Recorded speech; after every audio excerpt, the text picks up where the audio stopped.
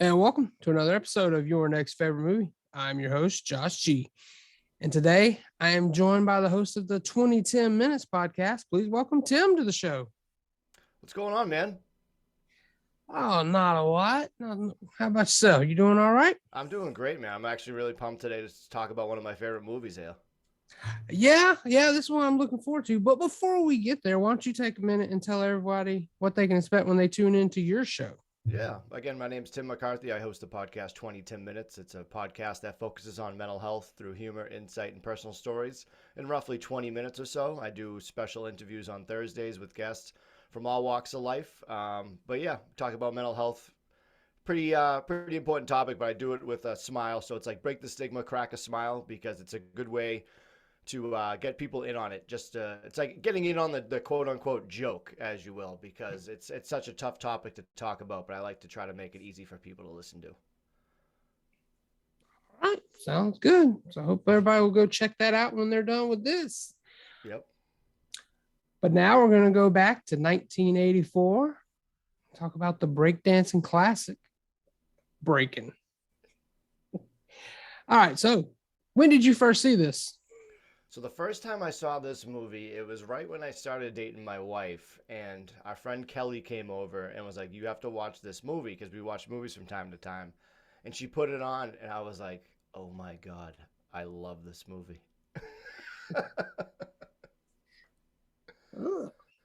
I have no idea when I first saw this movie. I remember seeing it. It would have been in the 90s as a kid, Yeah. but I couldn't pinpoint a spot when I first saw it. I just kind of remember this one and the second one being on. In fact, I remember the second one being on a lot more than I actually remember this one being on growing up on like HBO or Cinemax or somewhere like that. But for anyone that isn't familiar with it, tell everybody what Breaking is about. Oh man, Breaking is about just breaking. No, it's so there's these two dancers, Ozone and Turbo, and they're just street dancers. They like to call themselves street dancers, and they show them, and they have another girl in the movie, Kelly Bennett, and she's the third star in this act. And Turbo and it's so funny to explain the movie because they have a breakdance battle against another group called Electro Rock, and the other storyline is Kelly, who's trying to become a big dancer, and they get together at one point, and magic happens. So from one side of the track, from the other side of the track, they get together and they put on an absolute show. All right. So, what is it about this that you love so much? Why is this your favorite? Like, you were immediate, like, this was an obvious answer for you to say. So, I'm curious It to hear that. it's such a comfort movie for me now that I'll throw it on whenever. And I have it on DVD because like you're not finding this on like Disney Plus or any like HBO now. It's definitely not going to be on that. I love it so much because it's so over the top and it's just so funny. Like at the beginning, like when I get people going, like the soundtrack's phenomenal, by the way. They have a great soundtrack. Like Shaka Khan Ain't Nobody when they're doing the montage, perfect. But once you start first watching it and you have somebody point out who's in the background at the beginning in a single leotard, it's Jean Claude Van Damme. And everyone's hooked right away. They're like, wait, is that Jean Claude Van Damme in the background? You're like, 100%. Yes, it is. So people get hooked by that. And just the dancing is so ridiculous because funny enough, Turbo and Ozone, they're decent dancers, but everybody else in the movie is like phenomenal.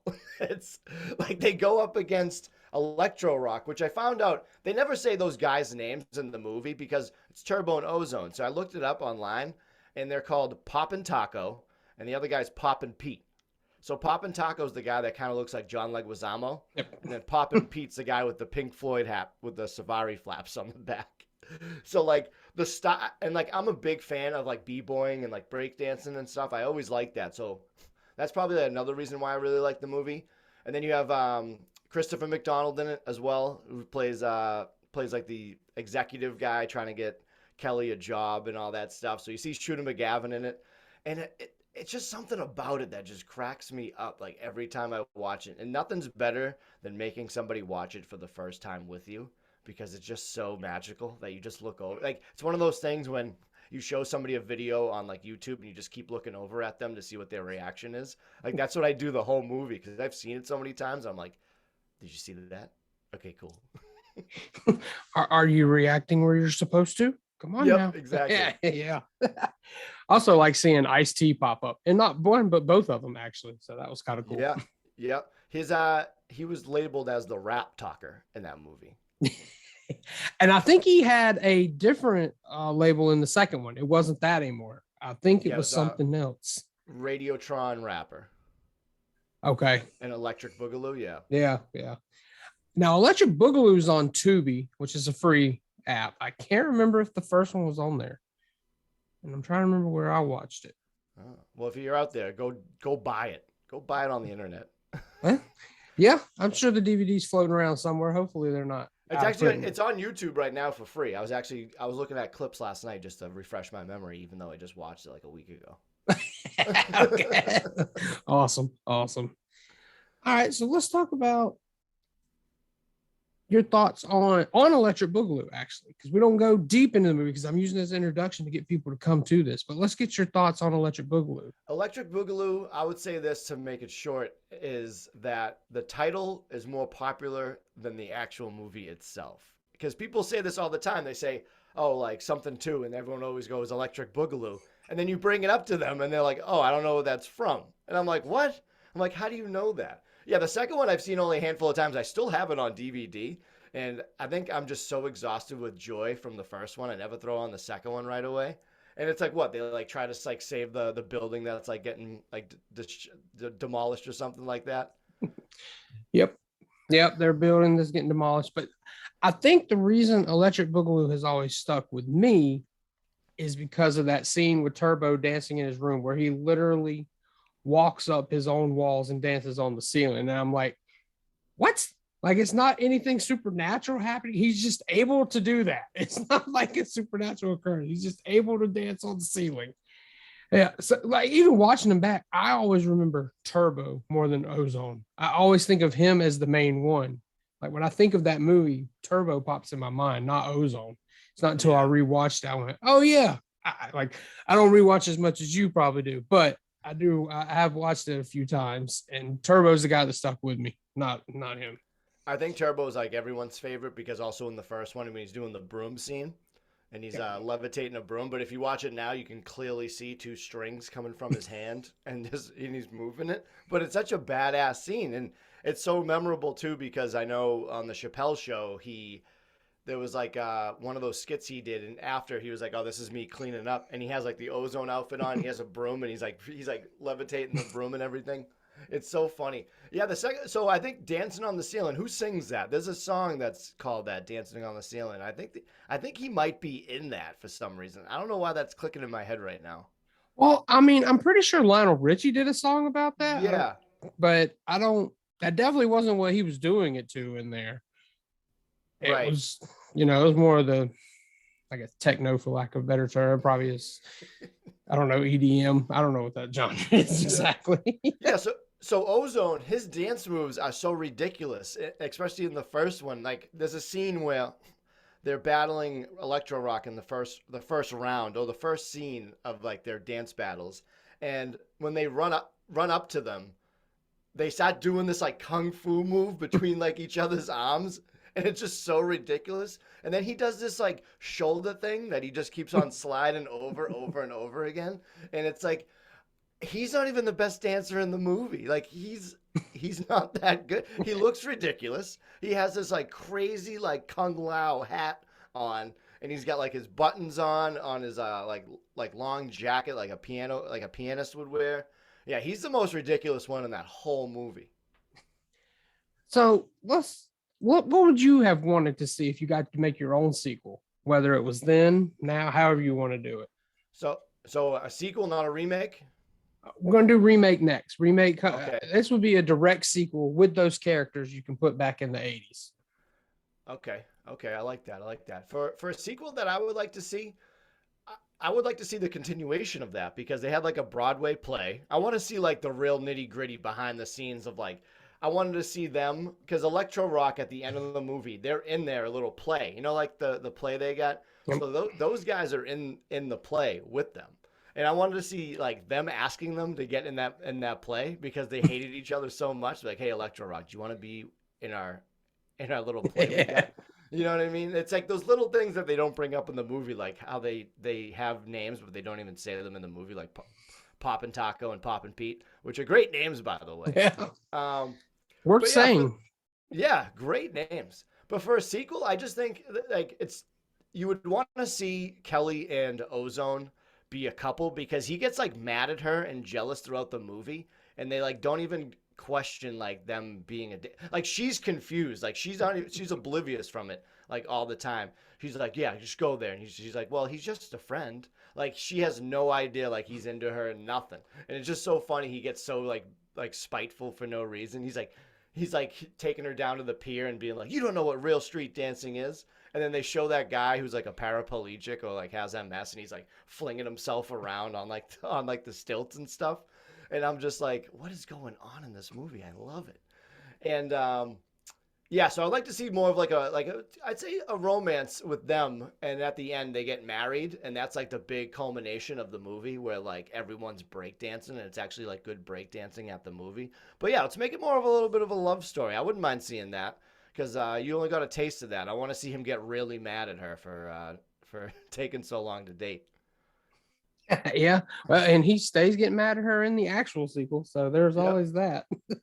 But yeah, exactly. you brought it up. So let's get into it. Who would you put if you got to do your own remake for this? So the okay, I was thinking of Kelly, and I couldn't think of one yet. But for Ozone, there's this kid Jordan Fisher who was he was into Hamilton, and he was the winner of the 25th season of Dancing with the Stars. So he's got the chops to do it. Even though he played Ozone, he probably wouldn't have to like use a lot of his good dance moves. He can make it real easily with the shoulder things. And then for Turbo, I think this is a great one. I think it should be Caleb McLaughlin from Stranger Things. I think Okay. he has like the perfect look to be Turbo because he has like that high top fade. Yeah. They can probably like make it look a lot cooler. And yeah, I think those two would be perfect. Yeah, I was doing some deep dives on who that would be. And then I think for Kelly, um, that was a tough one for me. I'd say, you know what? I would say keep it popular and go. What's her name from Spider Man? Zendaya. Yeah. Zendaya. Yeah. Get Yep. her, get her in that. I feel like she can bust a couple moves. Yeah. I don't think you're wrong on that. I think you're onto something there. I think they can. Unfortunately, you and I both know they don't make them like they did in the 80s, especially by Canon. Canon was a special kind of studio. Like we didn't mention like they talk about the sequel. They literally advertised the sequel at the end of the first one and delivered it in 6 months. Like I don't know if they had it filmed or how that happened. But this isn't the type of movie that would advertise a sequel. This isn't Lord of the Rings or something that's guaranteed to be a success. And they had a different director. Like, how did that even? I'm with you on that. Like, that's gonna be one of the few movies that have done that. Like, they showed the sequel coming out within the same year, a different director. Like, what? And I can't find out why. I looked up line. I looked up all these little facts that I found out, and that was the one that I could not put together. And I was like, we'll never know. We'll never know.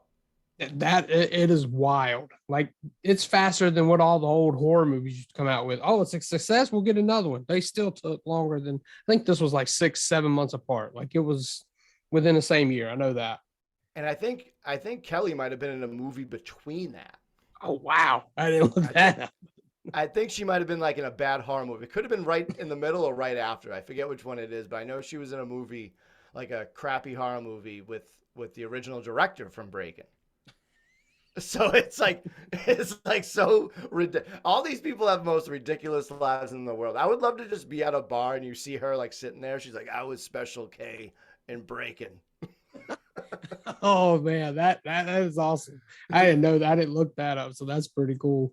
I wonder if he got mad, like, you're going to do the sequel without Yeah. me? Yeah, it's just a real thing. Because you got to think that Turbo and Ozone, like their real names. So Ozone, he goes by Shabadoo. And then Turbo, he goes by Boogaloo Shrimp, which is even a cooler name. Like, yeah, Turbo is, like, now that I think about it, Turbo is like the like real star in that. Even though he plays like the Robin, he's like a great Robin. but Yeah, like yeah, Boogaloo, Shrimp, Turbo, like those are some great names. Ozone, like think about the name Ozone. It's like ozone layer. It's yeah, exactly. That's what I thought like of. I don't get it, Ozone. I don't want that. I don't want to be. No, that's not what I want to be associated with. Yep. Like Turbo sounds like an American Gladiator before American Gladiators was out. Yep. Yep. In fact, there probably Exactly. was one called Turbo. Now, what about this in the movie? He does the moonwalk in it. And what is the timeline with that moonwalk and Michael Jackson's moonwalk? Because I don't know if this is true, but there was something that I was reading that Turbo apparently like showed him the move or he either saw the move, but I don't think that's right. I don't think so because Michael did that. I want to say that award show was in '83, Okay.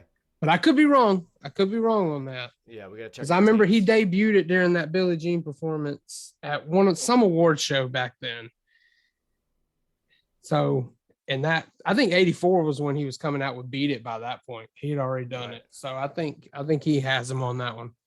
Because the, But the move used to be called the glide. Then it was called the moonwalk. That's why I think like maybe it was around right before. But either way, like it's always gonna be Michael Jackson's move. Like he invented it in my head. yeah, that's that's how I grew up with it. I Yep. mean, Can't tell me different. yeah, exactly. I don't think anybody's going, no, it was definitely Turbo from Breaking. Sorry. Yep. I don't think he's going to be able to claim that one. And people's gonna be like, "What are you talking about?" Breaking. Yeah. What? But let's do the. Oh, go ahead. No, no, no. You go. Oh, I was going to say, let's jump to this final part where I want you to give that final pitch on why they should seek this out and watch it. All right, this is the final pitch on this movie, Breaking. I think you need to watch this movie because you're gonna have a lot of fun. You're gonna come up with a lot of great new dance moves that you can bring to a wedding. You know how you can't dance at a wedding? You're gonna watch Breaking because you can easily do probably 75% of the dance moves in that movie. You're gonna laugh. You're gonna laugh and you're gonna laugh. There's so much fun in this movie that it's so ridiculous and over the top.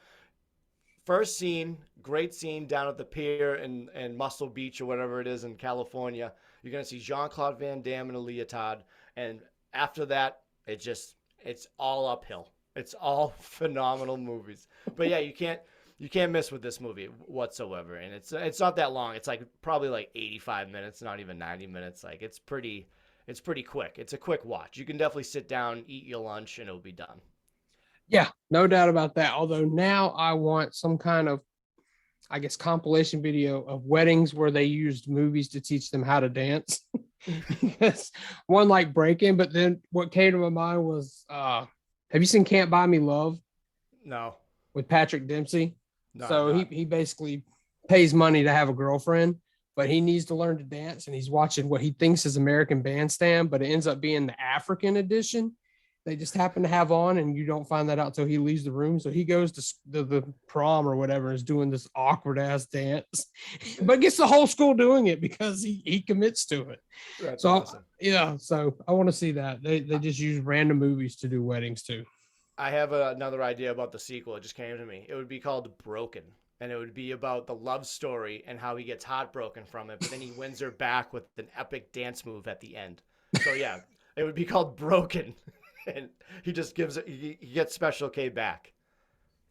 It would fit. I could see them doing something like that if they were Yep. able to do that, especially in the '80s with Canon. Canon would do anything, so Yeah. they really would. That studio is wild. I mean, the documentary on it is called Electric Boogaloo. I'll have to take a look at it. There Did you you go. know? Did you know that Turbo was he was in Bill and Ted's Bogus Journey? He played the good robot of Bill. What? Yeah, he was the robot. No. Because I knew he was the robot in Family Matters. You know Urkelbot? Did you ever watch Family Yeah. Matters? Yeah. So Yeah. Urkelbot was Turbo. Because remember he's doing all the robot moves when he's Right. I walking. remember. Yeah, Yeah. yeah, It makes sense. I didn't think about it, but yeah, yep, because I ain't seen it so long. But yeah, I do remember Urkelbot. yeah. Wow. Got any Urkelbot. other fun facts? There's one more I got. I didn't see it. I got to look up the music video, so I got to see if it's true or not. But he's in the Sugar Ray Fly music video as well. I remember that coming on MTV back in the day when they played Yep, music videos. yep. Remember that? Yeah. It's a wild time for these people today. They're like, wait a minute, what? No, that didn't happen. A television dedicated to music? What?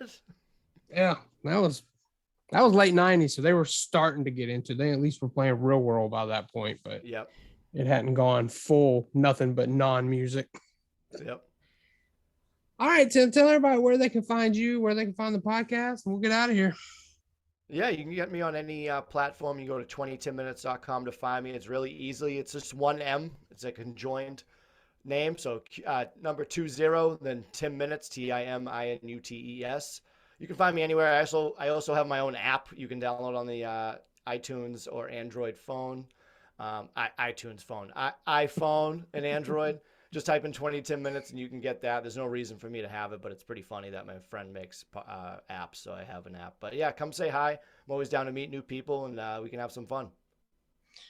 All right. And as always, you can follow the show at ynfmoviepod on Twitter and Instagram. Easiest thing to do, linktr.ee/ynfmoviepod.